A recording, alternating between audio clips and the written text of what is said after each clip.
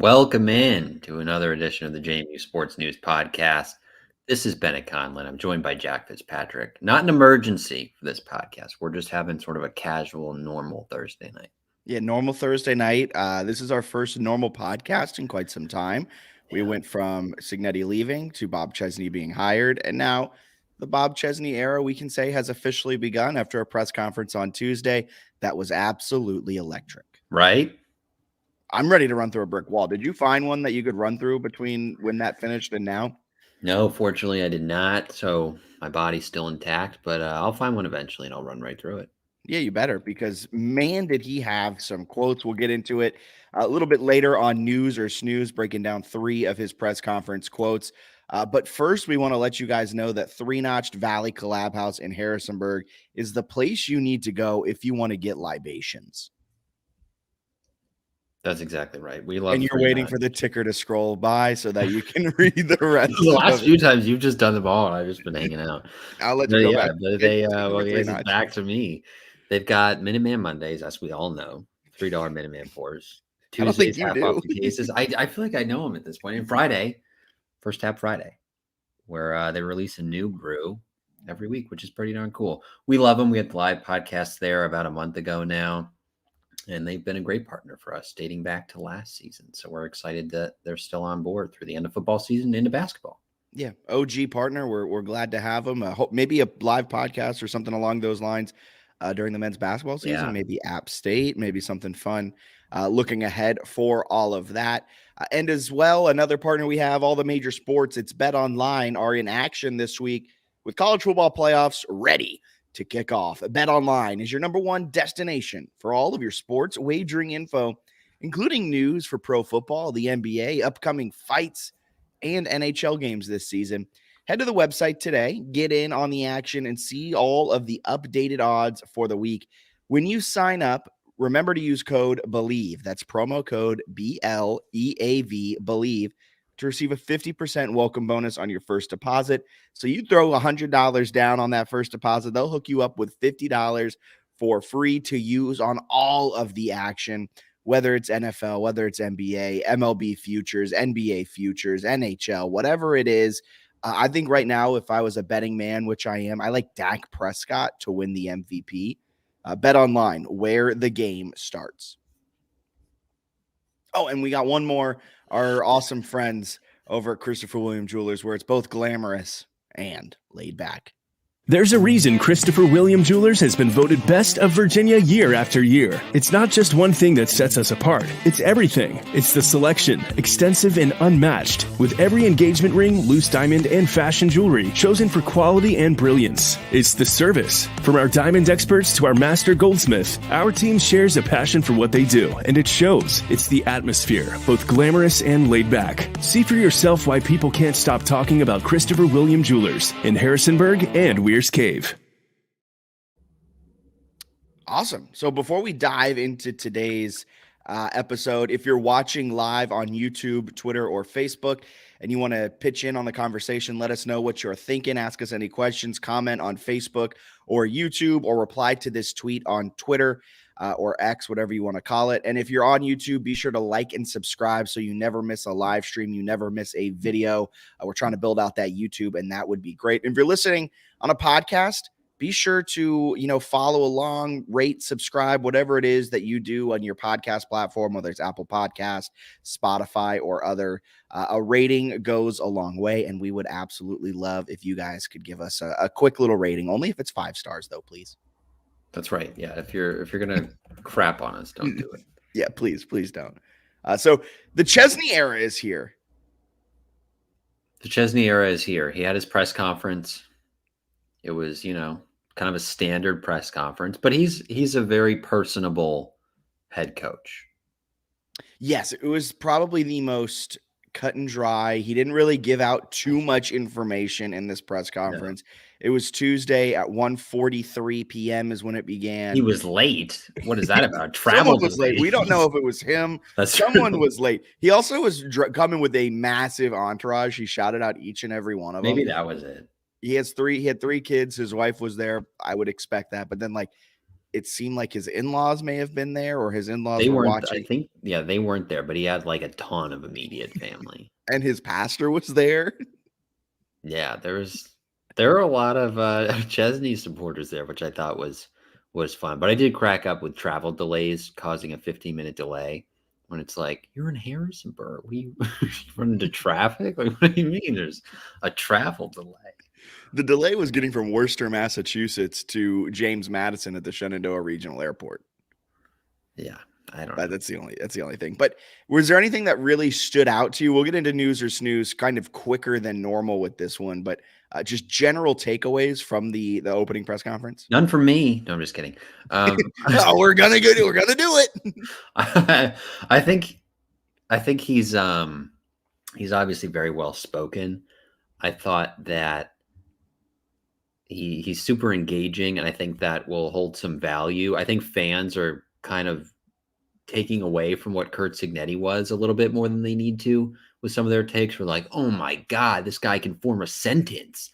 And it's like Cignetti was not like an idiot who like couldn't speak. He was maybe a little bit more awkward than Chesney and like less polished, but he was pretty good, especially toward the end with the media. Like the McAfee stuff was great, right? The stuff after like blowouts over Coastal, I thought were phenomenal for the most part.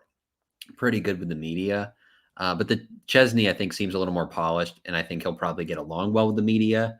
I think he will get along well with donors, get along well with fans. He'll probably make more of an effort. I think what he had an event at O'Neill's Grill tonight. I don't know that Cignetti ever did anything like that, like a meet and greet kind of thing. So I think he's going to be a little bit more engaged in the community, which is a positive. But at the end of the day, fans are going to say right now they really care about that. It all comes down, like how he'll be viewed is all going to come down to on-field results, like it is with every coach, which is why fans love Cignetti, even though they claim not to after the fact. I didn't know you were a Cignetti apologist. I just found some of the comments so funny from fans where they're like, gosh, finally a guy who can like engage with people. It's like 3 weeks ago, Cignetti goes on the McAfee show and we're like, this is peak content. Like, this is unbelievable. And now we're like, he can't even do media. What? Yeah, he would have some. He was just weird. Cignetti was just a very. Yes. He didn't let the media in at all. Like practices were like open for a 10-minute frame, and it was very manufactured on who you could talk to and when you could talk to. He was very standoffish about his quarterback situation in fall camp.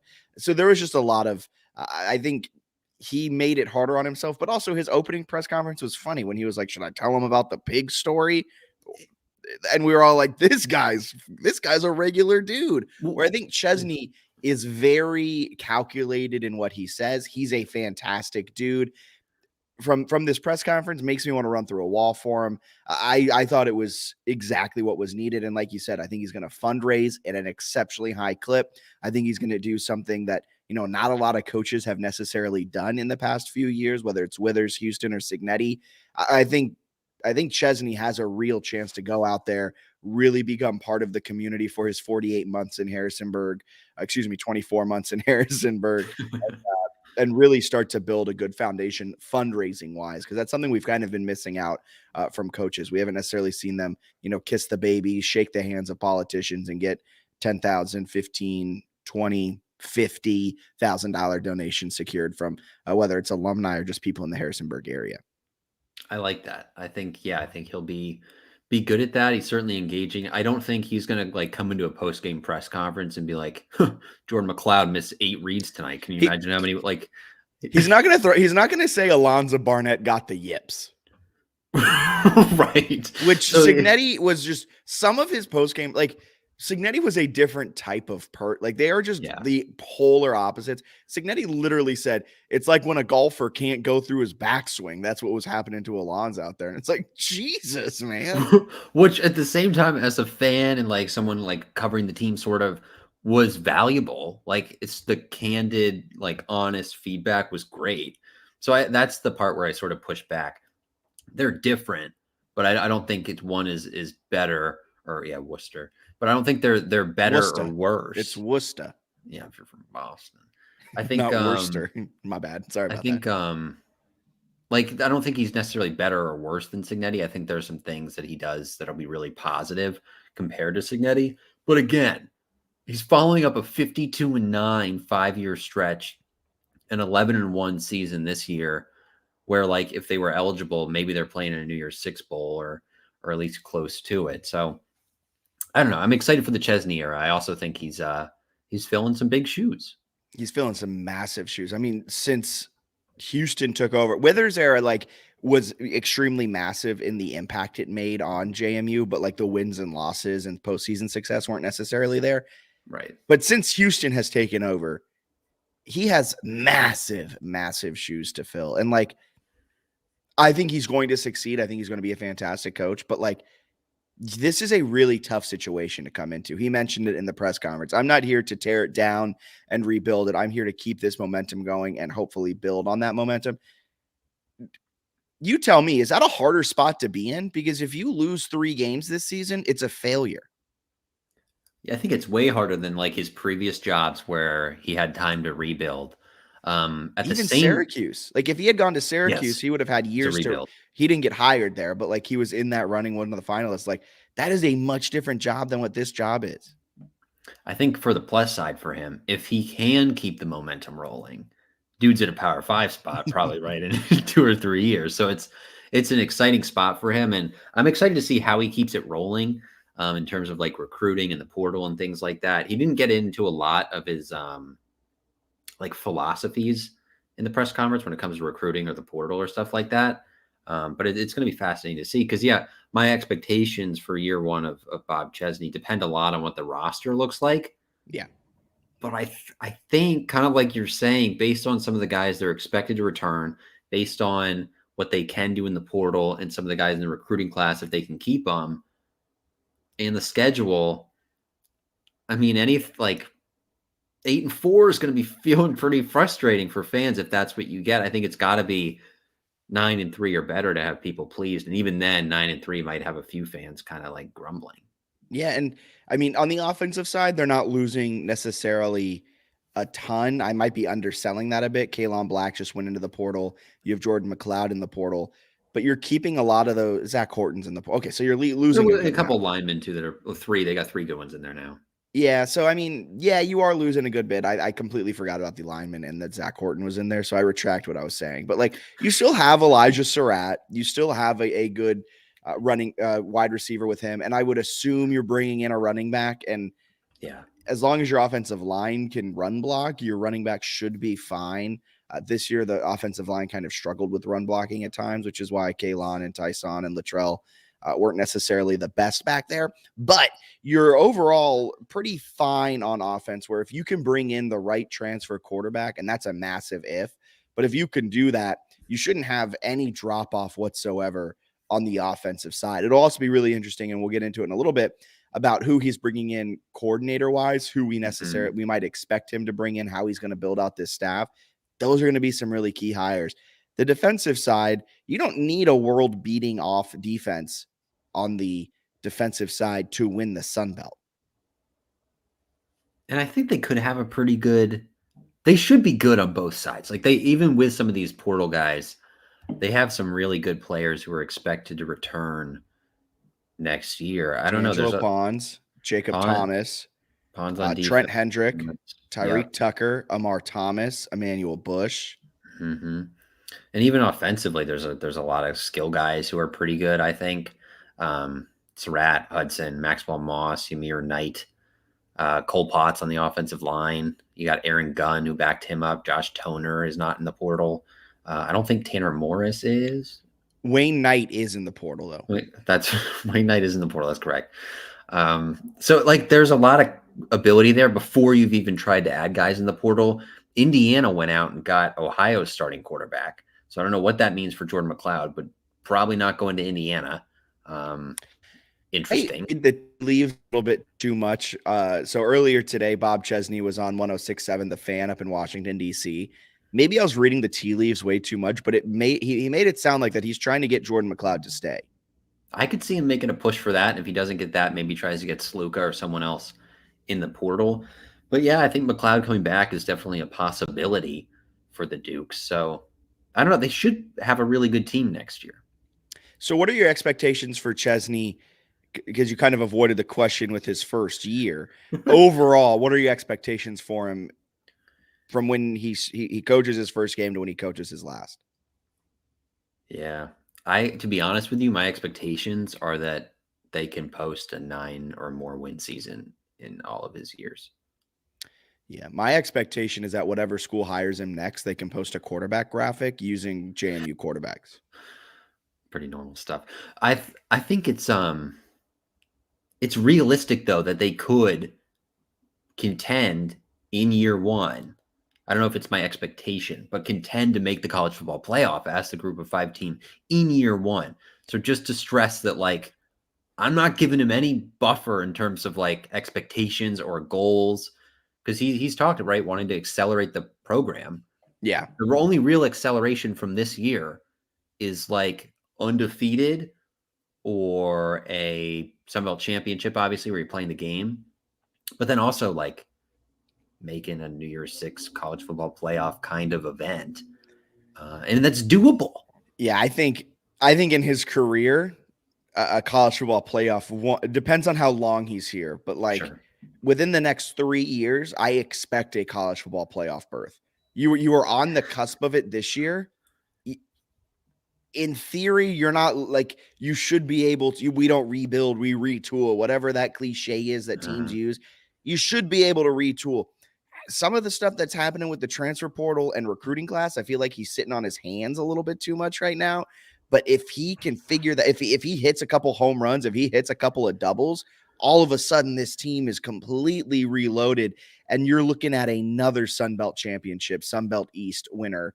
And I think if you win the Sun Belt, especially through the Sun Belt East with only maybe one loss, you're a shoo-in for that group of 5 spot in the college football playoff. I expect this team to be contending for Sun Belt East titles and Sun Belt championships every year that he is here. So very much like you, I don't expect to fall off. If this team starts 1-3, that's a failure. Yeah, I mean, it's a lot of pressure, but I think that's kind of fair. Should we talk a little recruiting and portal? You mentioned sort of, I guess, quote unquote, sitting on his hands a little bit. So we went on the DC radio station 106.7 The Fan. He said that for guys who are in the portal, he would like to hear back soon after. I think he said right after the bowl game on the 23rd. I don't know what exactly that means, right? I don't know that he's going to be like blowing up their phones on Christmas Day, being like, well, no, I think what it means is the second that game, the whistle blows final, he's going to be in the locker room and he's going to go, yes or no. As they're coming in. Are you with us or against us? He's it's going to be an interesting process with that, because that's still like 10 days away to know like how many scholarships you're playing with. Yeah, I thought he would have wanted an answer before the bowl game. Yeah. Also, why did Kamara and Carter Miller decide not to play? My expectation would be that they're like very much transferring and are like, I don't want any injury risk. Okay. For a game that I guess to them doesn't mean that much, maybe. But okay, yeah, back to the transfer. Yeah, I think he seems to be moving very methodically. Is that the word you use? Deliberately. Yeah, deliberate, yeah. Everything that he's doing everything's taking a little longer than me as a fan. I'll put on my fan hat right now. Me as a fan really want. Like, I wanted him to be hired and have the press conference on Friday. Instead, it was until Tuesday.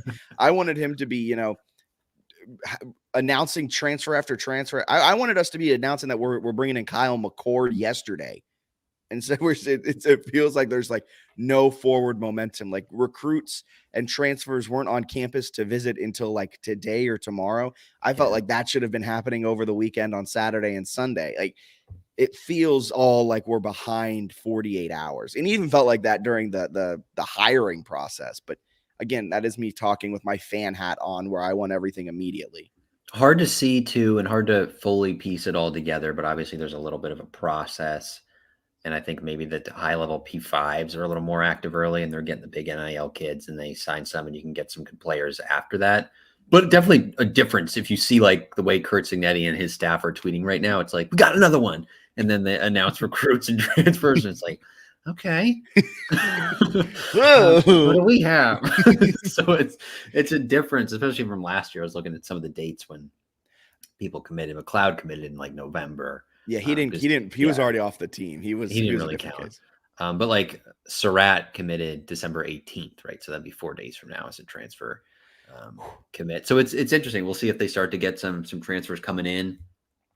And I wonder how many guys he thinks he can get out of the portal, because there's a lot of really good players in the portal. I wonder if he's like, hey, if I have some time with them, if I can be involved in some practices and they like what they see and they realize that maybe the NIL money, because for some of the players, I don't think the NIL is going to be quite what they expected. Sometimes they're like, oh, I can get 6 figures. And then you go in and you're not getting 6 figures. Yeah. Then you could want to come back. I wonder if he's like, hey, I think I can get 5+ back. I would hope so, because looking at kind of who's been offered where, and I don't mean this as a slight with what I'm about to say, but it seems like Chauncey Logan is a candidate to potentially come back. It seems like Aiden Fisher is a candidate to potentially come back. Jordan McLeod is a candidate to potentially come back. And that's 3 huge names. Zach Horton, James Carpenter, they seem like, I don't know them personally, but they seem like JMU through and through and like would like to stay. But again, they might have NIL bags waiting for them. But I also don't know how big NIL bags are for a tight end and a defensive tackle. But I would not be shocked if Chauncey Logan, Aiden Fisher, and Jordan McLeod all return. Yeah, I think Logan had posted that he got offered by South Florida, as did Brent Austin. I'll look it up to make sure I have it right. But South Florida offered, and then I think New Mexico with Bronco Mendenhall offered Chauncey Logan. That's a full-on rebuild in New Mexico. I don't know. I don't know that would necessarily sway him. So I think there's a possibility that they could can convince some of those guys to come back depending on their offers. So yeah, I think that'll be super interesting to keep an eye on. Matt Burkett, I want to make sure I have the name right. Cornerbacks coach, believe he was at JMU previously. Yeah, he was. So he was on JMU's defense. He is at South Florida and offered Austin and Logan. So there's some familiarity with him. Yeah. So maybe that's would sway him to go down there. I mean, kind of fun to play football at South Florida. But I think JMU is sort of in that same realm and probably has a better team right now. So if you can get some of those guys, then it becomes a little less obvious or necessary, right, to add other players from other colleges in the portal or whatever, because you're just returning like clear starters.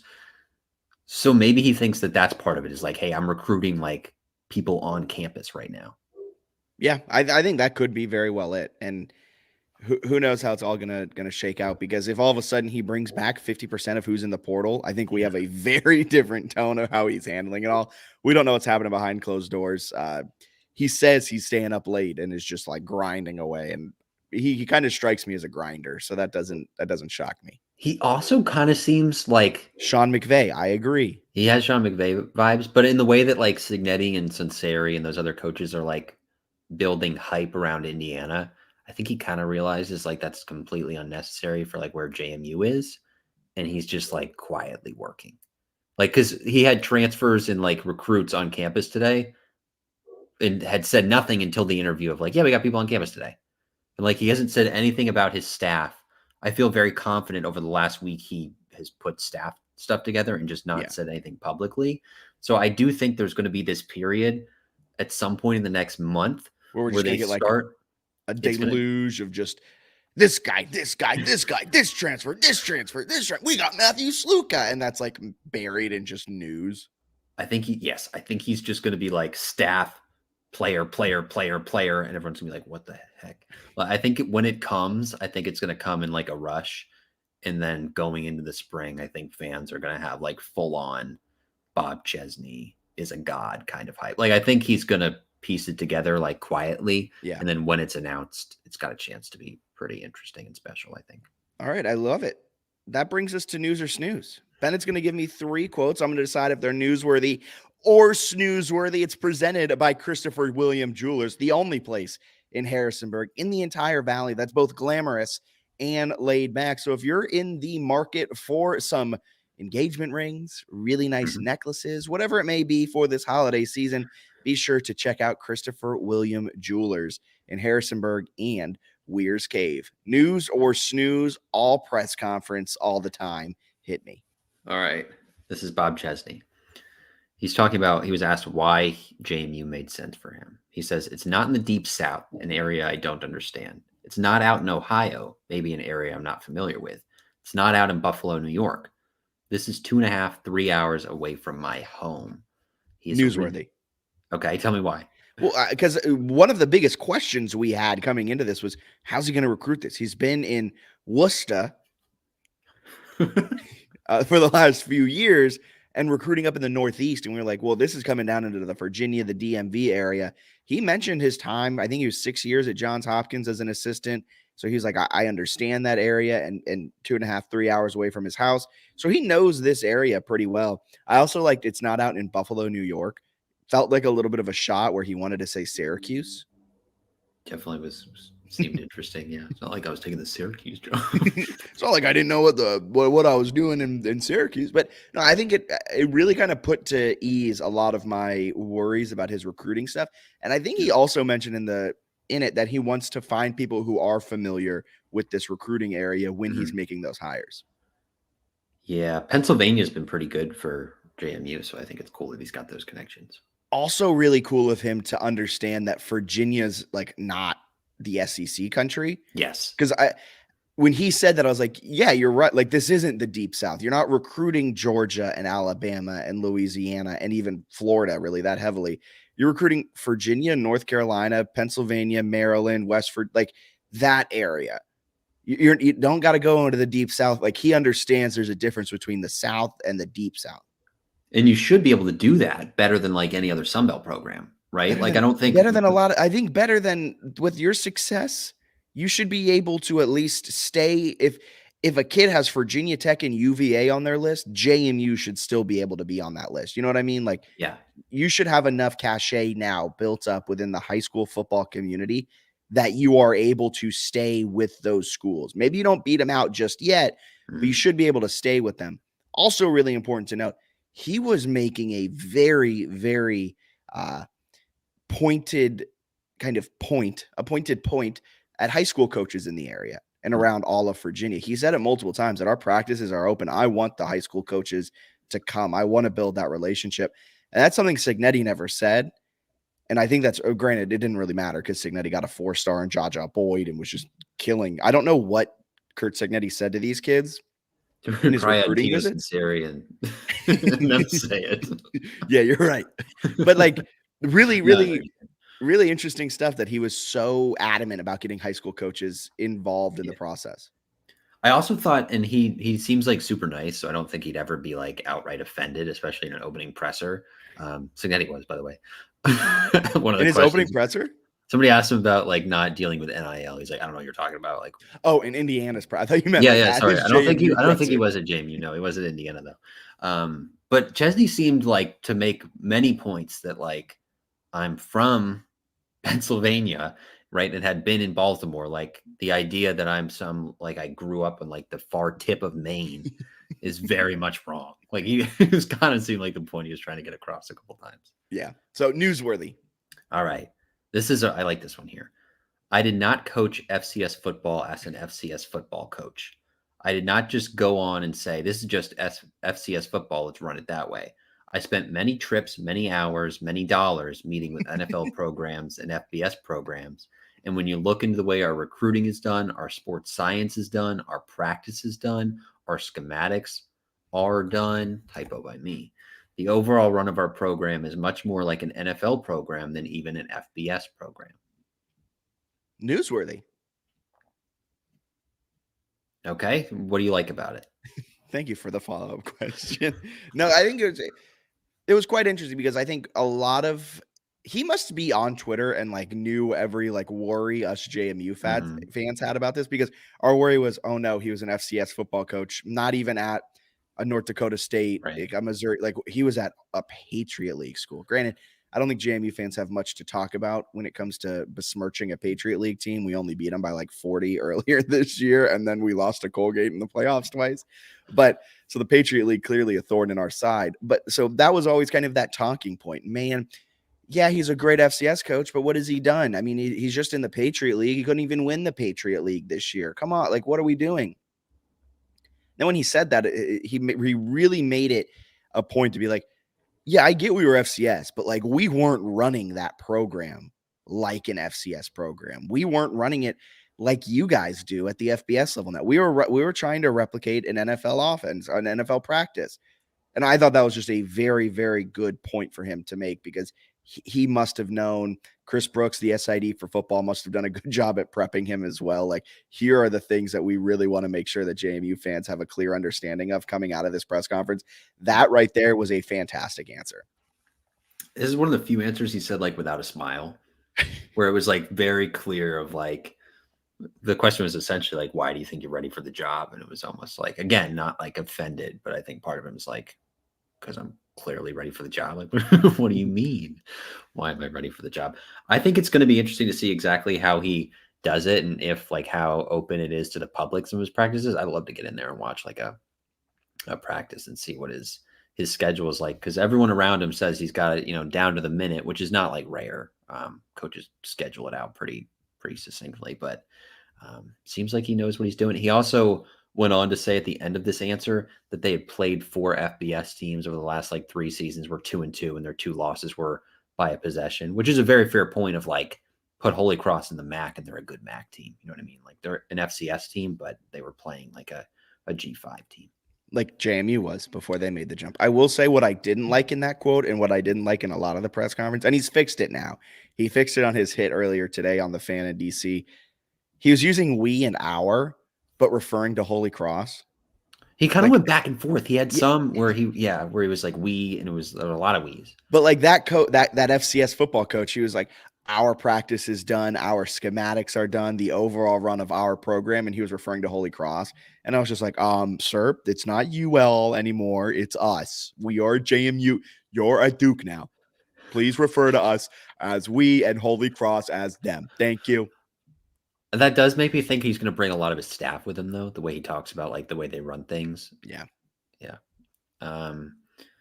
Anyway, the other thing, he has the verbal crutch. He says right a lot, like right. Oh God, his rights.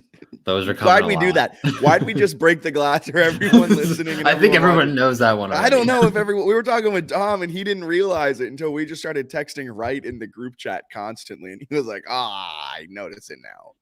Right. I kind of like it. It gets me fired up when he's like right. I'm like right. Right. Okay, last one. This is probably the best one. Somebody asked him about sort of like he stressed a lot personal relationships and motivating people. He goes, I need to show up every single day the same way. Whatever I'm going through in my personal life, I need to show up for them like it is the greatest day of my life. If you went to Disney World and you watch Mickey Mouse walking around kicking rocks and he's having a bad day, that would impact you in a major way.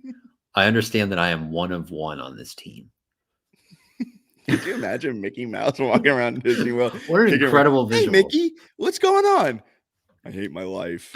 You're like, but Mickey, this is the greatest day of my life. He just like cusses you out and kicks a rock.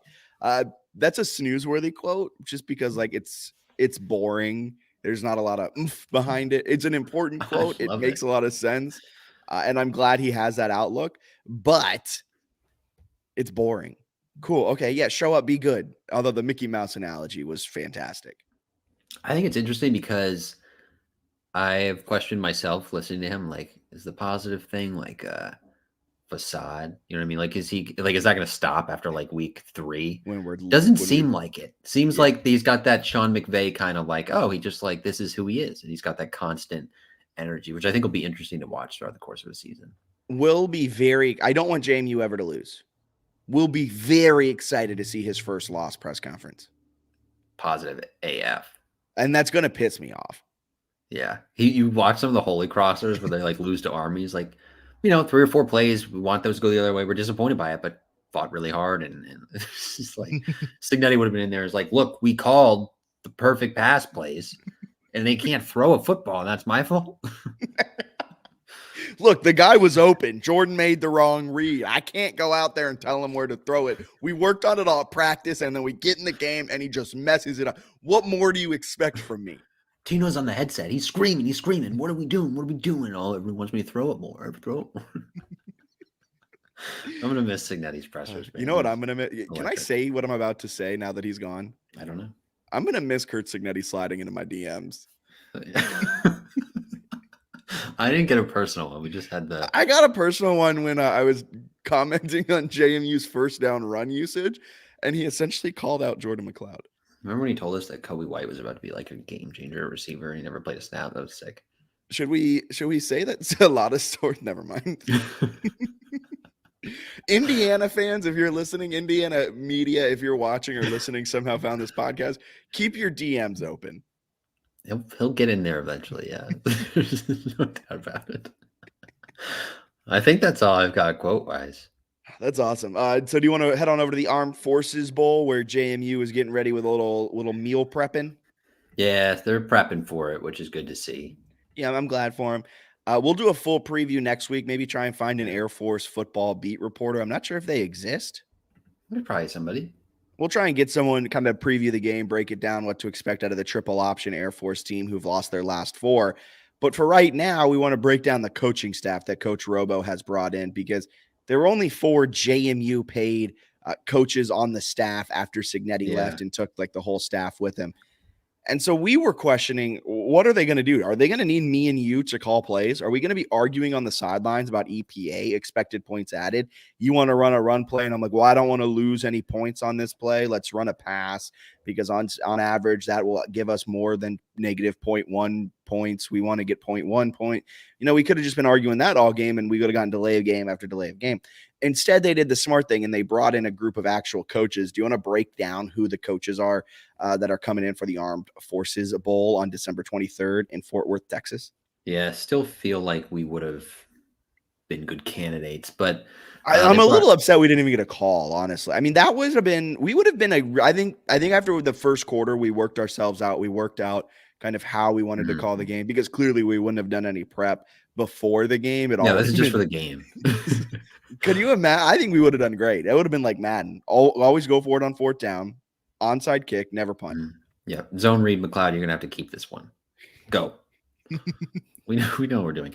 But they brought in, I think it's 5 that Robo mentioned in a recent press conference. So they got John Strollo. This one's cool. Was Robo's coach when he played in the late 1990s. How old is that guy? I think he was born in 1954. So someone else can do the math on that. 70-ish, I think. I guess that math isn't really hard because it's like 2024 right now, basically. Anyway, good coach. He has coached at a lot of different stops at various colleges, including Duke and Penn State. I read some article that I think he was doing tight ends for Penn State in like 2012 and 2013. And I guess he had gone at a lot of like smaller schools before that. And I guess Penn State fans were like, oh, is he even qualified to coach here? He had like decades of coaching experience, some article. And then like apparently his like tight ends were like all conference. And they're like, oh, yeah, he does. Snobby, ridiculous article. Anyway, but he also, I guess at some point in his career was at a school that was running triple option. So he has some triple option background. Robo's quote here that I thought was fun. He says, I called him up and I said, I need your help. And he said, when do I get there? Which is just so sweet for like a retired coach, which I imagine he'll be involved like going into the game. And I don't know if they're allowed to be on the sidelines. I don't know like what the rules are for. I have no idea. I would imagine yes. But that's like right up until Christmas. So I kind of dig this where the guy's just like responsibilities. I'm there. Like through the holidays. Could you imagine he's like drinking a Jack and Coke on his lazy boy? He gets a call from Robo and Robo's like, Coach, we need you. When do you need me? When do you need me, son? I'll be there. Which is also awesome that like he coached him 25 years ago and it's just like anything you need, I'm there. Kind of speaks to like how well respected Robo is. Yeah. Another one, they brought in Brian Ginn, he worked with the Chicago Bears as a special teams assistant in 2020, 2021, also spent like 2-ish decades as an assistant with Delaware and was their quarterback, I think in the late 90s, maybe, when they were running the wing T, which I think we had a conversation with Andy Lohman about. Tubby Raymond, I believe it was, right? With the wing T at Delaware. I think he was playing for Tubby, if I'm not mistaken. I don't think I was involved in that conversation. Yeah, we were definitely doing it. You were involved. I swear you were. Maybe it was someone else. It was a while ago. Was it Dom's wedding? No, I don't think so. Okay. I think it was like over text or something because it was like a Twitter thread. Oh, okay. Because we were talking, not that it matters. Anyway, but he's working with special teams, but also has some wing T background. You'll find that triple option was a key thing here because Air Force is running a triple option. Do you want to say maybe now we'll have a dynamic return game? Yeah, a little something there. Also, Chesney's sort of like around and helping. That's my favorite storyline where he's like, well, I'm not going to be too involved, but like, I'm going to have a whistle. Yeah, it's like, I don't know if I'll have a huge role, but my drills are going to be implemented. It's like, well, that seems like you're pretty involved. And then I think Riggard at one point asked him if he would have a headset. And he's like, I don't know yet. So like he might have a headset on the sidelines. He's going to let them like be coordinators and stuff, but he'll definitely be there, I think, on the sideline, whether he has a headset or not. Yeah. They've also Here's a got question. Yeah. How many over under 3.5 shots to Bob Chesney on the sidelines from the broadcast? And they mentioned something like this is JMU's new coach. Over under 3.5. Over, I bet he gets an interview too. Oh, okay. Like a sideline interview. Whatever you guys think, let us know on Twitter. Unless he's got headset and is locked in and they can't grab him like mid-game, then maybe he would give someone else like the halftime. I don't know. There's a lot of options there. Yeah, there is. All right. You say over 3.5 cuts to him on the broadcast. I think so. Plus an interview. I like it. I think it. All right. John Reagan, former Maryland assistant. He coached the offensive line, I think a couple of years ago, has also coached at Air Force and Army. So he knows triple options well. So he's there helping him out with various activities. I believe Nick Kidwell is actually sort of like heading the offensive line though, which is kind of fun. They have Matt Hackman, a Stony Brook. He was Stony Brook's defensive coordinator and associate head coach this year. Yeah, and then Stony Brook cleaned house. Yeah. So I guess he's got some free time. So him and Stone Manello, who is an assistant under him, are both there helping out. And I guess they know how to defend the triple option well. Marcus Hall Oliver, who is the safeties coach and recruiting coordinator for JMU, told the media Wednesday something's driving by. Like a I don't know, transformer or something. And I guess he had never coached against triple option, I think was what he was saying. So the more triple option defensive help they can get, the better. But they basically brought in 5 like very experienced coaches to sort of just aid in bowl prep, which I thought was pretty cool that they were even able to figure that out. Yeah, that's awesome. Ross or 11, will Chesney ever throw his headset? Would be absolutely sick if he had a minor role, had a headset though, and was just tossing it like constantly. You know what? All of those, I'm really excited they brought in all of these coaches. It's really kind of a cool thing to see that Robo has that much cachet in the coaching world to be able to call up these people and bring them in on such short notice, like you said, through the holiday season. Because you got to imagine they're living at like the Holiday Inn for the next 10 days without their family. It's just football coaches are a different breed of human. But all of that led me to believe that also my mind's going like 5 different places right now. First, how awkward is it going to be with Tyson Lawton and his former coach? They might love it. They might be a reunion of sorts. It could also be like, man, you deserted us in your last year of eligibility. We needed you. You got Chuck Priori fired. That would be quite the take if you bring that up to him. That'll be my post-game press conference. Second question is just as important. Feels like we're going to run the ball a whole heck of a lot with all these offensive line coaches and like triple option coaches. There's so many like triple option coaches who not just defended it, but like were running it. That'd be sweet if JMU came out in a triple option. It was like, let's do this thing. Like you want to run it, we're going to run it too. And yeah, I don't know. I also do. We talked about Kamara opting out. How much of it was just like, you see like how they block and they're just like taking your legs out on these as a defensive lineman. You're just like, no. I think that is important because he also saw what happened to Jalen Green. Like, I think Kamara opting out didn't shock me because you see Jalen Green's potential NFL. Like, he's an All-American, and all of a sudden, like, he may not get drafted because he doesn't have a knee right now. Yeah. But I thought that was cool. I think that's an interesting story idea that you had there where they're all staying. I wonder if they some of the coaches know each other decently well. I wonder if they're like, yo, let's get an Airbnb in Harrisonburg for like a month. Do you think they're all just at Robo's house? I wonder if some of them are staying at the coaches' like houses or something too. I mean, because you got 4 coaches on staff who have homes. Yeah. But think of how cool a coach's Airbnb would be. You walk in there like 2 days before the game, before they travel, and they have like whiteboards everywhere with just I bet they're hanging out because you've got a decent amount of free. Well, especially if you're like those coaches who aren't in other jobs. Like it's not like you're recruiting. You know what I mean? Like you coach the practice, and then you got a ton of free time. If any of those coaches are listening, please let us know how it is. We'd love to write a story on that. That sounds like a vibe. Sign me up. Coach Robo, I'll do it. I'll be your water boy. That'd be incredible. I'm on PTO starting next week until the new year. I'm ready. I can be there. We like that. We like that a lot. We like that. So anything else you want to add on football before we kind of shift over to the other side of greatness? I don't think so. All right. So on the other side, JMU men's basketball, they're out to a 9-0 start, the best start in program history. That 9-0 mark also coincides with Bob Chesney being the 9th coach in program history for JMU football. But just an insane start. The trio, or I guess whatever it may be, TJ Bickerstaff and Terrence Edwards have been fantastic. I love Michael Green. He's been electric this season. The Dukes are really good. Are you surprised at all by how good they have been this year to start? A little bit. I knew they'd be solid, but I don't know. That Michigan State win's maybe not looking quite as good, but Michigan State winning that one on the road still hard. Kent State's got a real nice team. So to win those first two, I was like, oh, I'm very impressed. And then they've just kind of demolished pretty much everyone. I like how we went to the Radford game, and that was like by far probably their worst showing of the year. I still won it. But outside of that, they've looked just so good. They've won their last, 4 by double digits, all by at least 15, including a 15-point win over ODU that probably could have been more. That was with their 2 best shooters going 2 of 11 from deep. They're just really good. They're really good. Their next 3 games are against horrendous opponents.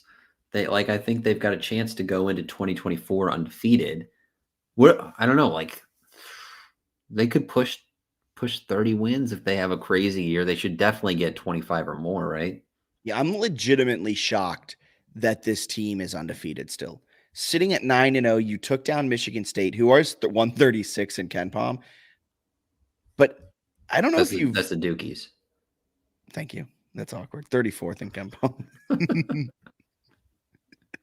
That's awkward. Can you imagine if they flew into the But they went on the road and they took down Michigan State, and the Kent State just absolutely statistically speaking, they should not be undefeated, but here they are 9-0. They're led by Terrence Edwards, who averages 17.9.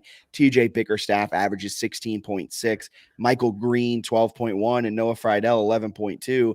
And Julian Wooden right on the outside of double digits at 9.2. You just have this great offensive threat. And for the first time, it seems like their defense actually their offense doesn't put their defense in bad situations, so their defense shines even more. They're not turning the ball over at an insanely high clip. They're looking just really, really good. And yeah, at this point, I was expecting wins over ODU and Keystone and Buffalo and even Fresno State. But those wins against Michigan State, Kent State wasn't expecting. And a win against Southern Illinois was kind of a toss-up. So you're sitting here at 9-0, taking down teams that at the start of the season, I wasn't 100% sure you'd even kind of be in the game with. This is amazing. Are they this year's FAU? They're good. I mean, it's crazy. It's like mid-December, and I feel like their biggest obstacle the rest of the way is focus. If they remain focused and play the way they're capable of playing, they're going to win 90% of their remaining games. The Sun Belt sucks, respectfully. Bad. You don't have to be respectful. That is okay. It's bad. Really bad. It's like App State, JMU, and then everybody kind of stinks. And there's a couple other teams in there that are all right, you might be competitive. You could convince me that Louisiana is decent, Arkansas State on the right day or whatever. But overall, pretty bad. There's some Georgia Southern's horrendous, just a terrible basketball team. I think they're 0-10. Coastal's terrible. Their coach retired after only a handful of games. They just a mess. A lot of these teams are just not good. So you'd expect them to win a lot of games. So do you know how many teams are in KenPom? Was it 353 or something? 362. God, there's so many basketball. So here's a question. Georgia Southern's offense ranks where in the nation? Out of 362? 335. Guess what Georgia Southern's KenPom is? They're sub threes, aren't they? Like 326. Coastal also sub 307, and ULM just outside of that at 278. Oh my God, man. Like it is bad conference. Louisiana, who you said might be good, is 156. 2 teams in the top 150, right? It's just JMU and App. And they're both top 80. That's bad though. No, it's very bad, but it's funny how top JMU and App State are going to run through the Sun Belt, probably go 1-1 against each other, winning their home games, and then just be on a collision course for a championship game. And they both will probably finish the year with good KenPoms because they're going to beat up on bad teams. They're going to get road wins. They're going to destroy teams at home, and then one of them's not going to make the NCAA tournament because they just haven't been tested. And the thing is, JMU's non-conference was so bad that they're done being tested until their App State game at home on January 13th. And for App State, I mean, they didn't really get tested all that much either. They had a home win against Auburn, which is a fantastic win. Don't get me wrong, but their away games this season, they've lost Northern Illinois, Oregon State. Then they picked up wins against UNC Dub and Murray State on neutral courts. But their only true road win this season was against Queens, which is a transitioning D2 to D1 school. That's tough. And then the other thing that's hard is with the KenPom is some of these games, you look at the projected spread, they're supposed to win by 20. So if they don't win a conference game or two by 20, they'll drop. So it's an interesting one where, for their metrics, especially as they build, the longer they stay undefeated, the more they build an at-large case. The margin of victory will end up mattering because the KenPom factors in. I believe that's part of the net, or at least predictive ranking, similar to KenPom are part of the net. So if you want to look good, not only do you want to beat Coastal, you want to beat Coastal by 40, right? You want to pull a football on them. Yeah. I mean, it's kind of a shame how bad this out of conference schedule is. And it's tough because it wasn't horrible at the Michigan State, Kent State, Southern Illinois. You're doing your best with those. The next 3 are just god awful. Hampton, Coppin State, Morgan State, all sub 300. Then you factor in the fact that the conference isn't very good. And you really don't have, by the end of the season, depending on what App does, depending on what Kent State does, is Michigan State your only top 100 win? Maybe. And they're 4-5. Michigan State's not actually good. There's a chance Southern Illinois might sneak into the top 100. That's true.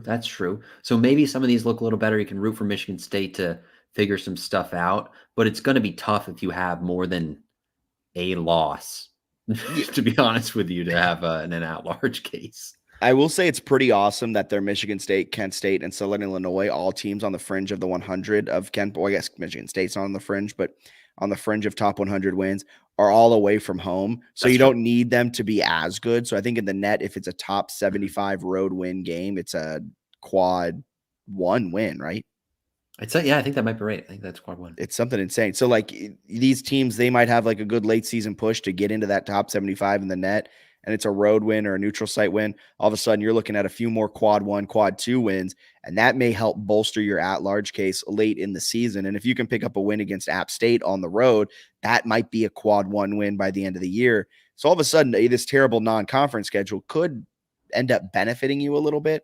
But yeah, the fact that this conference schedule is so garbage, it's really going to hurt any type of hope of getting an at-large without going undefeated. And if you go undefeated, you're winning the NCAA, you're winning the Sun Belt championship. Why not? So you already get it. Why not the NCAA? If you're going undefeated, you won the NCAA tournament, technically.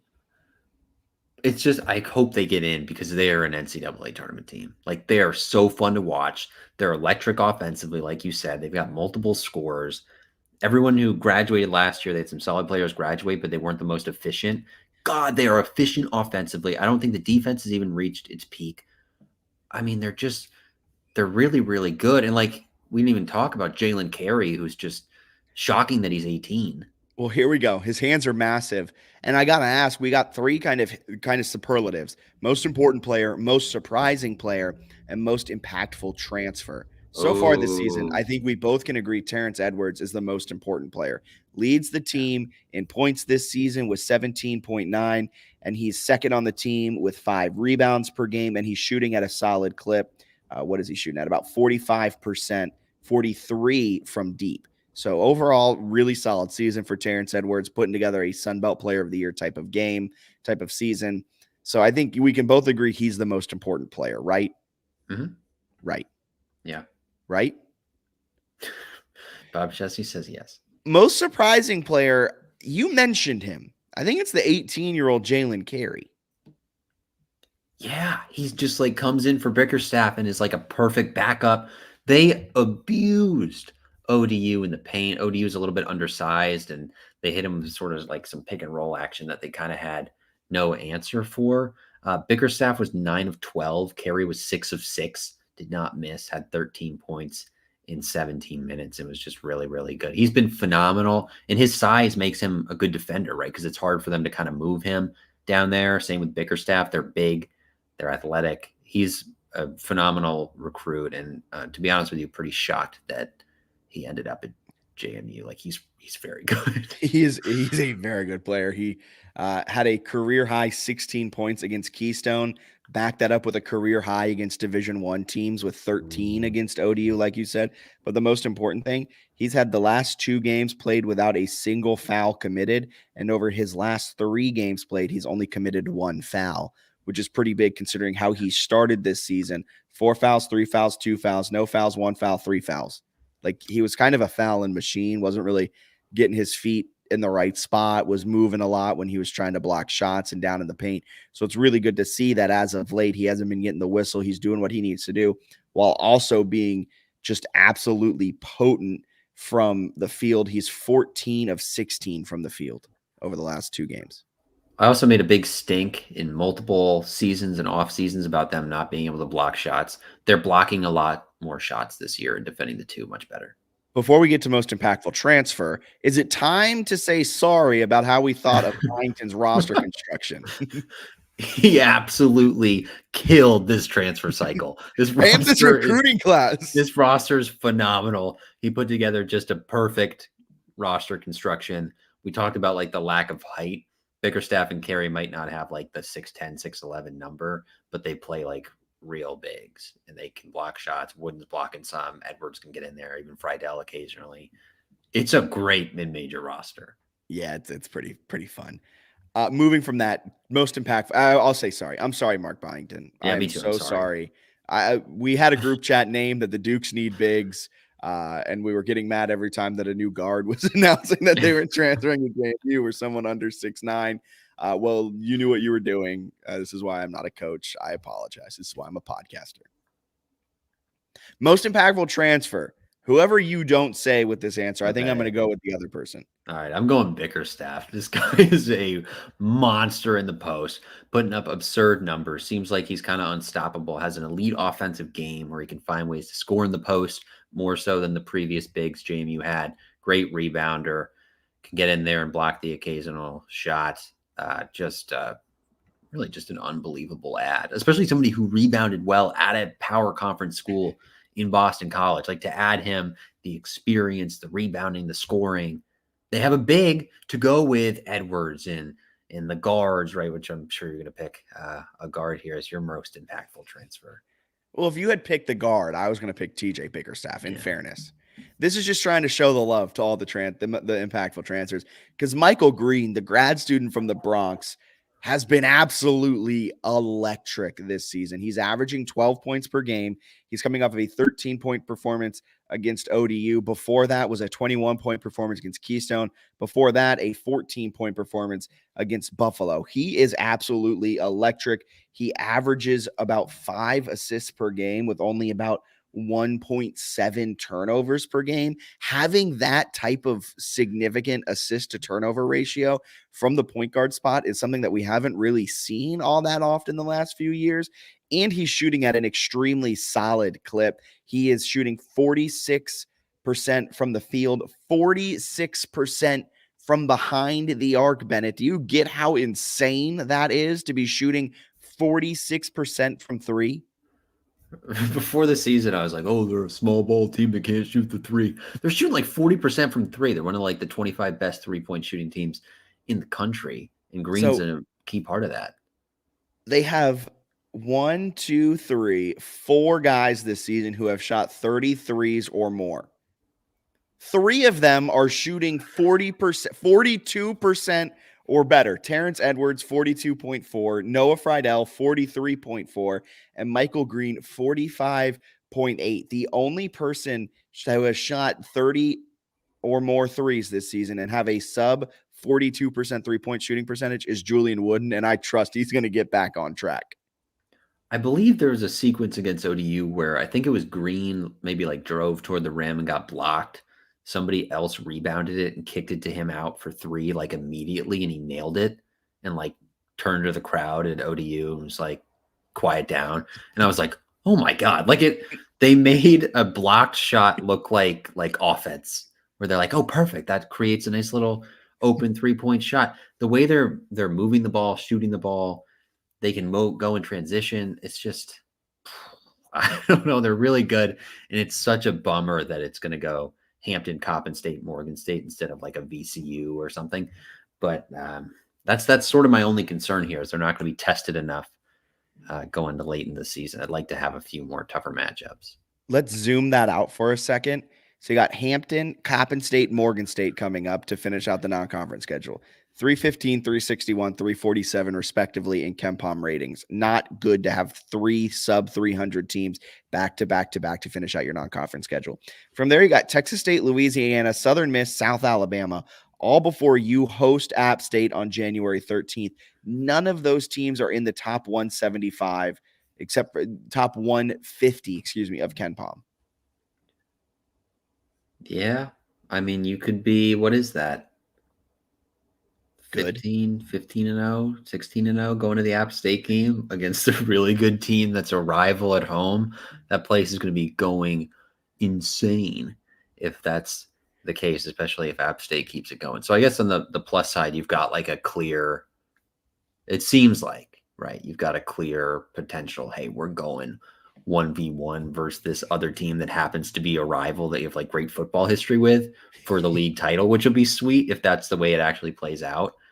I just wish there was a little more depth across the league, or a tougher non-conference games here and there, because they're good enough to get tested and beat good teams. They just don't have a ton of like really good teams on the schedule. They're good enough to score 5 points in 5 seconds. That's exactly right. Last question for men's basketball before we head over to women's. The likelihood of going undefeated. They're projected to win every single one of their remaining games except for App State in Boone, which is a 43% chance of a win. That's still pretty good. They're projected to finish this season 26-4. KenPom gives them a chance at 1.4% to go undefeated, one of the highest marks of the remaining undefeated teams. I think it's more like 50%. No, I'm I'm just kidding. I think it's more like a 99%. I could see it. I'll say that. I could see it. I think anything, KenPom's got them at 26-4. Anything worse than, and they're going to have one more game added to that because they've got that MAC game that'll come in, which will be a good opponent. So I keep saying there's no good opponents or no like other good opponents. They will have one like really fun MAC game at home in, I think it's February 10th. So that'll be interesting. But so 31 games, I think anything less than 26-5, I'd be kind of bummed the way they're playing. I know that I said that was going to be the last question for men's basketball. Last question.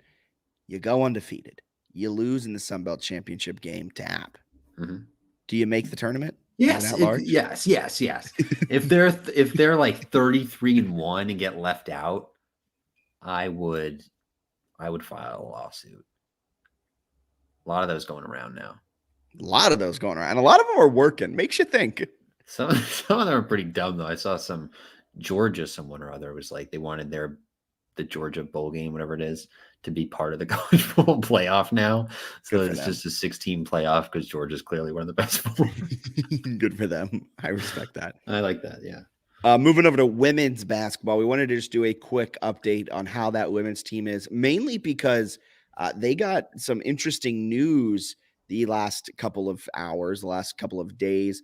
The NCAA transfer eligibility update. Do you know like what exactly is happening? Because it seems like every minute the news changes on it. Yeah, it might be one of those snip, snap, snip, zap situations. Snip, snap, snip, snap, snip, snip, snap, snip, snap.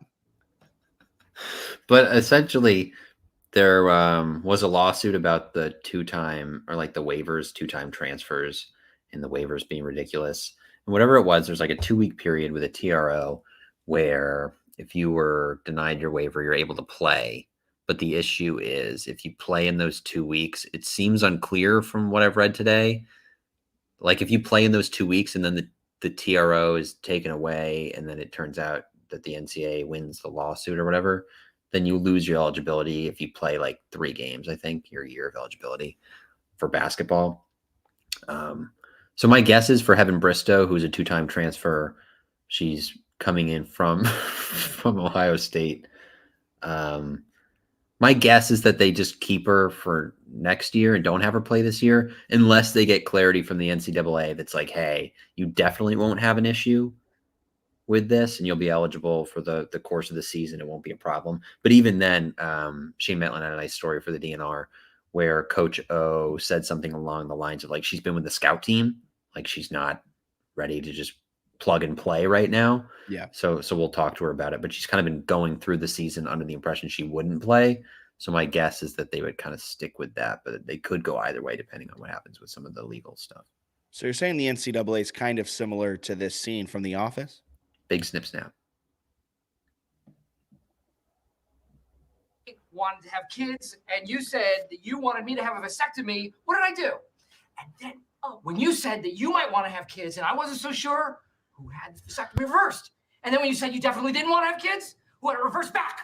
Snip, snap, snip, snap, snip, snap. I did. You have no idea the physical toll the 3 vasectomies have on a person.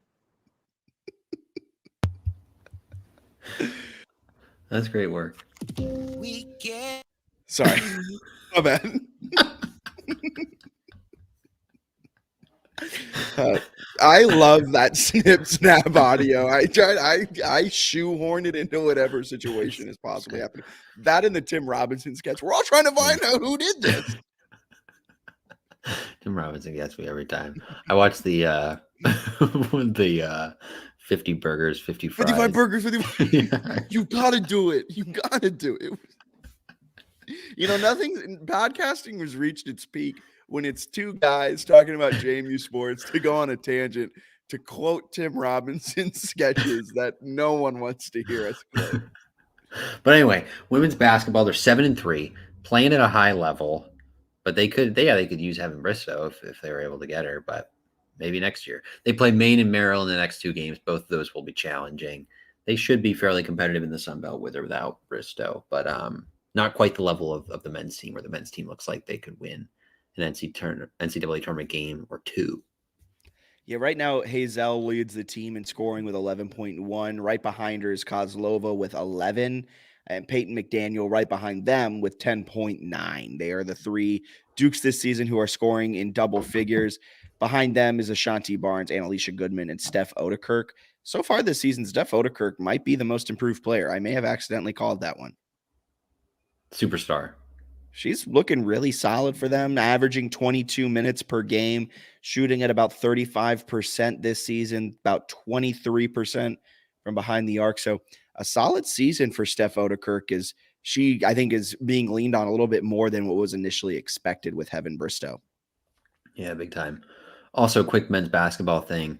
Hampton, it's a road game. They're playing at Hampton on Saturday. Hampton's running like a promo where you can use a code JMU to get like discounted tickets. You can get like courtside seats for $15.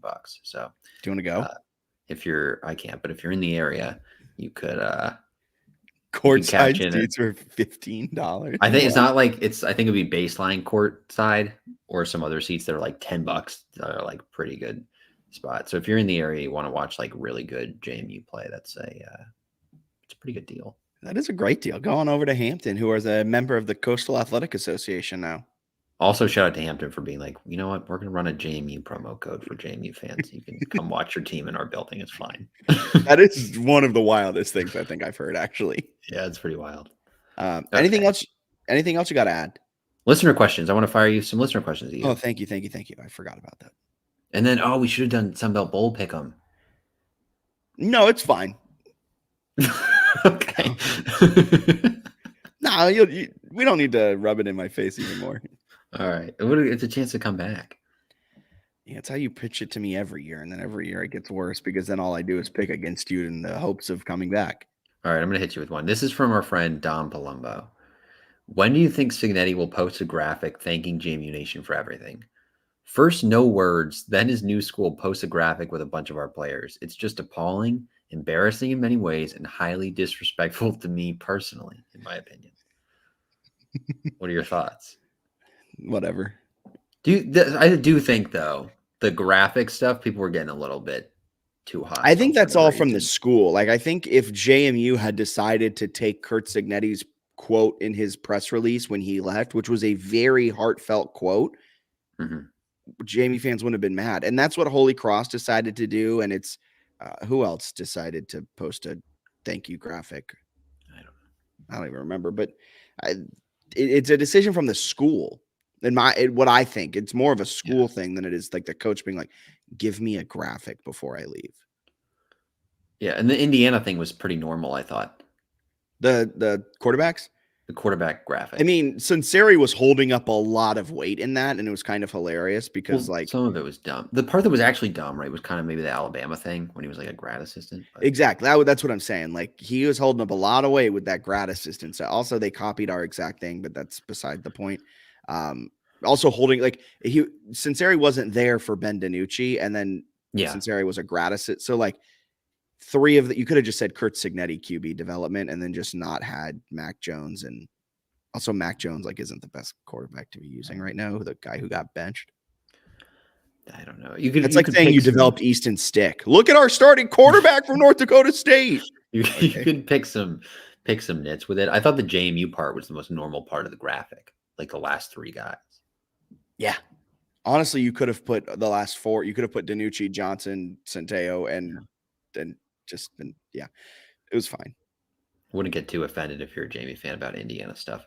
Other thing, it is funny though, they put McLeod and then they like maybe didn't recruit McLeod, even though they seem to go after the Ohio kid. Okay. From Screen the Screener podcast. Honest opinion, if JMU can be the final undefeated team this season in men's basketball. There are 7 left. Do you have them offhand real quick? Houston, Arizona, Baylor, Oklahoma, Clemson, fraud. I don't know how many that is. But I think I would say Houston's probably the biggest threat to going for JMU to go, because JMU doesn't have a losable game on their roster until January 13th. That is a month away. That is a long time. So can Houston go that whole time without losing? Probably, maybe. I'm going to say yes, though. Realistically, no. I think JMU's going to lose a game they should win. They did it last year against Coppin State. Yeah, it's possible. They could give it a run if they could definitely give it a run. But if I was a betting man, I would. Houston seems to do this every year. Fair enough. Okay, Daniel Merriman. Over under 26.5 wins for men's basketball this year. And if they make it to March, will they win a tournament game? I say over 26.5 wins. And if they make it into the dance, seeding matters so much. But I'll say they win a game. I like that as well. I would agree. Okay. From Oglivio 804. Just how involved is a newly hired coach like Bob Chesney going to be for bowl game prep? Will he even be there? Knows he touched on this in the presser, but if you guys have any extra insight, it would be enlightening. All the real insight is what Bennett has provided over at jmusportsnews.com, breaking down what each coach is doing that kind of is doing it on a volunteer basis for Coach Robo and company. That's about all we really have. And all we know is what Chesney has been saying, which is he might have a headset. He might not. He'll probably be on the sidelines for the game. He won't be coaching the game, but he'll kind of implement some drills throughout the practice and prep. Yep. All right. From Kyle Helmick. I love this question. Yeah, you like this one. Why has Mark Byington been more successful at JMU than Lewis Rowe or Matt Brady? So better than Lewis Rowe because he can coach. Harsh but fair. Matt Brady, Byington is better than Brady because he can recruit America. So Matt Brady was an answer. Matt Brady was elite at recruiting Eastern Europeans. Just absolutely elite. But that unfortunately did not translate well in the college basketball game. So what Mark Byington has done is he has really solidified kind of that pipeline in Virginia. You see it into Georgia a little bit, carries from Florida, and he's dominated this transfer portal era. He has gone into the portal each and every year, and he knows which positions they need and immediate fill-ins for. And he goes out there and he gets some really good guys to call Molson. He got Vado Morse. He got TJ Biggerstaff this year, Mezzi Offram last year. Like he is a very good transfer portal coach. And I think that has been massive. You got Chuck Fulton a few years ago. Clutch Chuck, baby. Love Clutch Chuck. That shot against Eastern Kentucky, electric. But I think that's the difference. I think overall, Byington is just a better coach than both of them from an X's and O standpoint, from a preparation standpoint. And I think he runs laps around Matt Brady. I'll say this, though. Lewis Rowe could recruit. He got Matt Lewis to JMU, and Matt Lewis stayed all 4 years at JMU. Yeah, portal helps Byington. And then also the arena is a nice recruiting tool. But he was winning in the convo. Was he? I thought his first year was was his first year 2020? Yeah, you're right. You're right. And it was that nice, but they had COVID. So I guess it's not. Yeah. But yeah, he is running circles around both of them right now. This is you got to imagine. If he could recruit Eastern Europe, maybe he could be that much better than Brady. Yeah, one time he spoke to our class and was like, I'm recruiting, like I'm on a call tomorrow with the 4th best shooting guard in Finland. We were like, is that a bit? But I don't think he got him either. Anyway, Joe Blow 4. Who's Jackson? Or Joe Blow 4, 5, 6, 7, 8, 9. When should we expect to see some offers going out to high school recruits and portal guys for football? High school recruits you'll be seeing as soon as you're listening to this podcast, because National Signing Day is the 20th of December. So all those offers are technically out. They have not taken away any offers, is what I understand. So we'll be seeing those guys sign here shortly. Transfers, we talked about a little bit earlier in the episode. Not entirely sure. I had some on campus today, allegedly, so I bet the offers start flowing there. But it sounded like if he wants to see his guys, Jacob Dobbs. No Sluka, though. No Sluka. If he wants to see, like, I bet some offers would come post-Christmas if he's waiting to see, like, which guys are going to return and all that stuff. What else we got here? From Bill Papp, bottom 9. With Holy Cross, this is a good question. With Holy Cross elevating defensive coordinator Scott James to their interim head coach, is it safe to assume he won't be following Heartthrob Bob? Any chatter about potential offensive coordinator and defensive coordinator? I'll be really interested to see who he brings from that staff, who he retains from this staff. We talked about it last time. He had Dean Kennedy, who's kind of this up-and-coming, very young offensive coordinator. He could potentially fill that role because there's not a lot of those guys on that like staff on the interim staff for JMU that have offensive prowess outside of Robo, who's an offensive line coach. So I'd be shocked if he was elevated to offensive coordinator. I'm scrolling back through my notes trying to figure out who exactly could come. So you got Drew Cavan, special teams tight end. He was in his 6th year with Chesney. Kyle Barnes, Mike Cardova. I mean, I wouldn't be shocked if he brought a solid amount of these guys because a lot of them he hired just a few years ago, and the way he was kind of talking about we and our. You kind of mentioned it, and maybe we're reading the tea leaves too much. He might just be talking about coaching staffs and who he's bringing. He probably already has the staff figured out in his mind. What do you think about the Scott James thing? Do you think him being the interim takes him out of the? I do, because you're going to have to hire. It also depends on how long, because Holy Cross isn't in the FCS playoffs. Right, but they've got early signing day too. So maybe he dips after early signing day, but also that'd be kind of a rude thing to be like, "Hey, I'm here." Like bye. Yeah, you gotta commit, and then he leaves. And then he did. So I would be shocked if he came, honestly, which I was kind of looking forward to him coming. Yeah, that'll be interesting to see what they do at DC. Okay. New Leaf 88. Will Coach Chesney be the one that beats UNC this time around? Sure. Mac Brown is so old. Do you think young Bob Chesney's going to lose to him? Houston did. That's true. That wasn't him. That was Fedora, wasn't it? Oh, it was. Ripped Fedora. He was wearing like those like extra small shirts. That's right. I love that guy. All right, from Alex, 092975, birthday. What are the 3 things that Bob Chesney brings to JMU football that Curt Cignetti could not? Personality. That's so mean. Good clock management. I'm kidding, not personality. I love Cignetti's personality. I should say that. I thought it was a very funny. You made for some great quotes, some great post game. Remember against the Bucknell game, and after the game, Corey Spector was like, "So what'd you see out of Barnett?" And Cignetti just said, "You watched the game, didn't you?" That's electric. I think he's going to have better clock management and in-game management. Like, I don't think we're going to be trying to hold those 3 timeouts from the first half over to the second half as much as we did to get with Curt Cignetti. I know that. I don't know what else. I think they're very simple. I don't really know his philosophies that deep, and what he ran with Sluka is probably going to be very different than what he runs next year if they bring back Jordan McLeod or any quarterback not named Matthew Sluka. So I'll say like he'll probably bring the ability to connect with the community and donors a lot more and bring in more money from a donor's perspective. I think he will be a better in-game clock manager. And the third thing I'll let Bennett say. I think they might be more consistent on special teams too. Okay. But yeah, those are good. Okay. From Olivier Bouchard. Olivier 65358309. Asking about the motivation of the players. An alarming number of key players are in the transfer portal. I know Kamara and they said Morris, but I think it's Kamara and who opted out. Was it Carter Miller or Tanner Morris?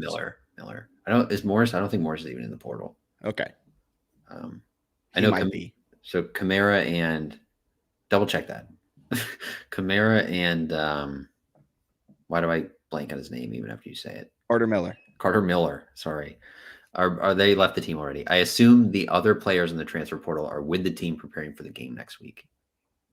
Yes, that's correct. The motivation, I think it's more motivation than it would have been if they weren't in the transfer portal. Like, I think this game means a lot to the team where it's like they decided to come together and play for this. That I don't think you can put like a value on. Maybe I'm being too cliche with that, but I think this game, they're playing for each other. And they're going to be very motivated to win and beat down this service academy in the Armed Forces Bowl. I also think that like the new coaches that they don't know almost makes them like have to go hard in practice. Like if it was like only a couple position coaches, and maybe you can sort of go through the motions. But I feel like when you got new faces, it's like a burst of new stuff, especially if you want to impress Chesney. Yeah. Okay, there's one more, I think. This is a great question that I don't think we have an answer to. From Lacey Kirstein. How much does each alumni need to donate to the Montpelier Collective for JMU football to attract, retain, and secure the exceptional players the program wants?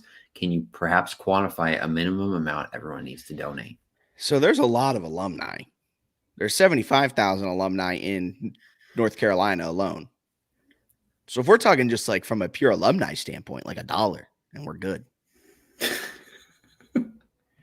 But I know what the question's actually asking. There's a $150,000 like welcome Bob Chesney fund going for Montpelier Collective. I think right now they're averaging like $10 a donor. In all actuality, I think that has to get up tenfold. I think you got to be averaging like $100 per donor.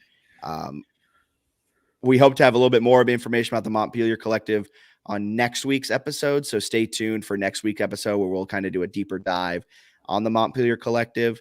But between that and the Duke Club, I think alumni need to be donating a good amount if you're able to donate at all. Don't feel like you have to. enjoy JMU football. You paid your tuition, you paid into JMU football and all of JMU athletics with your student fees a lot. But if you're in a spot that you want to donate, not saying $5 or $10 don't matter, but maybe I'm just a pessimist with it all. But I just feel like you got to be kind of getting $100 per donor with the numbers of donors we have right now. Bro, I am so excited to learn more because I have no idea. You know, like well, the question asks, like, how much does each alumni need to donate? Like, there are so many alumni that if they all can get like motivated to donate, or even like 25% of them could get motivated to donate, $10 per donation would work. But, and how much does like a player cost to retain? Because I don't know. Clearly, whatever it is, we don't have enough of it because we have 14 guys in the portal. Well, let's see how many come back, because maybe the NIL market isn't as big as they think. Like, I don't know. I have no idea. I don't know. So great questions that we're hoping to find some more, some stuff on. A couple other questions were about like staff stuff that we already covered. Last one, JMU RVA. This is a series of questions, some of which we've answered. What players in the portal are likely to stay? Okay, we answered that earlier, but I'll kind of quickly go over it again. Yeah. I think your best chance to stay is Chauncey Logan, Aiden Fisher, Jordan McLeod. I think you got question marks with James Carpenter and Zach Horton. Mikel Kamar and Carden Miller are gone. You might be able to bring back Tyshawn Wyatt. Yeah, and maybe Brent Austin, I guess. Maybe. Okay, who will step up to fill the gaps on the defensive line and linebacker? I don't know. Trent Hendricks, Seth Naudala, and probably people in the portal. If it's for next year, well, then this year they all should play, right? Oh, yeah. For next year, they're going to bring in transfer portal boys. Trent Hendrick will be a starter, though, I think. Yeah, Hendrick being there seems like pretty valuable, big time. Okay, who are some likely names? Who are some likely names in the portal to be interested in transferring to JMU? I think you'll see a good amount of Holy Cross guys. Yep. A few like of those. Dobbs, maybe Sluka. Spence, Sluka, Sean. They got some options. And then we'll kind of find out more later. There's probably some like Northeast guys that we don't know about that Chesney did know about. And once the kind of dust settles on all these Power 5 schools figuring out who they want in the portal, and it kind of calms down a little bit, we'll dive into the portal, kind of figure out who's getting potential offers, who's being talked to by the coaching staff, and try to put together a list. It's all being tracked over on the transfer portal tracker over on jmusportsnews.com. So if you have any questions, head on over there and you can see who's left JMU, and maybe eventually comes back from JMU. We'll be tracking all of that. We'll track all transfer additions and all kind of visits that have been taken by transfer portal kids and anyone that's all on JMU's radar. That'll all be tracked over on jmusportsnews.com under the 2023-24 JMU football transfer tracker. That's exactly right. Last question that we sort of answered to is just who is Chesney targeting for assistance? We don't really know. I would say 50% or more of the staff will be Holy Cross. I would expect that as well. So that's fair. Yeah. All right. Anything else you got to add? No. All right. Thank you so much for tuning in. This has been the JMU Sports News Podcast presented by Bet Online. We'll talk to you guys next week. See ya.